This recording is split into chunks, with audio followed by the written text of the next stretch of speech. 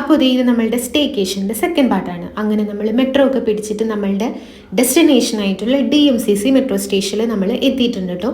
നല്ല ദൂരമുണ്ട്. നമ്മുടെ വീട്ടിൽ നിന്ന് നമ്മൾ സ്റ്റാർട്ട് ചെയ്ത ഓൾമോസ്റ്റ് ഒരു 1.25 മണിക്കൂർ എടുത്തിട്ടുണ്ടായിരുന്നു നമ്മൾ ഇവിടെ എത്താൻ വേണ്ടിയിട്ട്. 2.5 എടുത്തിട്ടുണ്ടാവും. കാരണം നമ്മൾ മറ്റേ ഡെയ്റ സിറ്റി സെൻ്ററിൽ നമ്മളൊന്നും നിന്നിട്ടുണ്ടായിരുന്നല്ലോ. അപ്പോൾ ഇനി ഇവിടെ നിന്ന് നമ്മൾക്ക് നമ്മളുടെ ഹോട്ടലിലോട്ടേക്ക് അധികം ഡിസ്റ്റൻസ് ഒന്നുമില്ല. നമ്മൾ ഗൂഗിൾ മാപ്പിൽ നോക്കിക്കഴിഞ്ഞപ്പം നമ്മൾക്കൊരു 10 to 15 മിനിറ്റ് നടക്കാനുള്ള ദൂരമേ ഉള്ളൂ. പക്ഷേ ഈ വെയിലും ചൂടും ഒന്നും ഇല്ലാതിരുന്നെങ്കിൽ ഞാൻ നടന്നേനെ. എനിക്ക് നടക്കാൻ വേണ്ടിയിട്ട് അത്ര മടിയൊന്നുമുള്ള കൂട്ടത്തിലല്ല. പക്ഷേ ഈ ചൂടത്ത് നമുക്ക് പറ്റില്ല. അതുകൊണ്ട് നമ്മളിതേ ടാക്സി എടുത്തിട്ടുണ്ടായിരുന്നു. ടാക്സിയിലാണെങ്കിലും നമ്മൾക്ക് മിനിമം ചാർജേ വേണ്ടി വന്നിട്ടുള്ളൂ.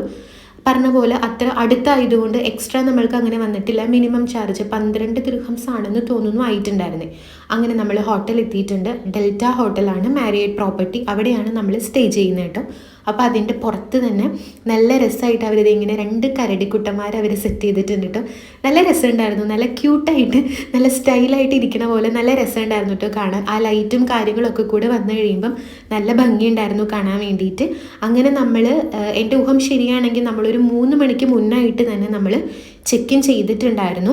പിന്നെ നമ്മൾക്ക് 2 ദിവസത്തേക്ക് നമുക്ക് ആയിട്ടുണ്ടായിരുന്നത് 650 ദിർഹംസാണ്.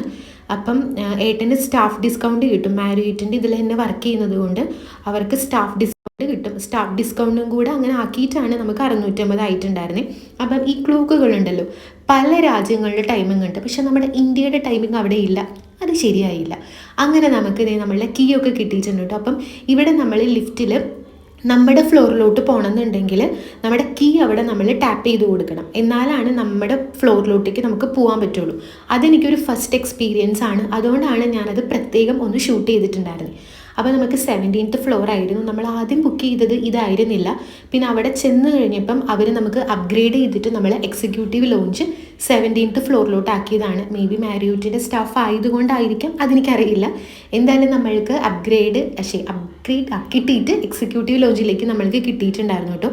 അങ്ങനെ നമ്മൾ 17th ഫ്ലോറിലെത്തി. നമ്മളുടെ റൂം നമ്പർ എന്ന് പറയുന്നത് 1711 ആയിരുന്നു.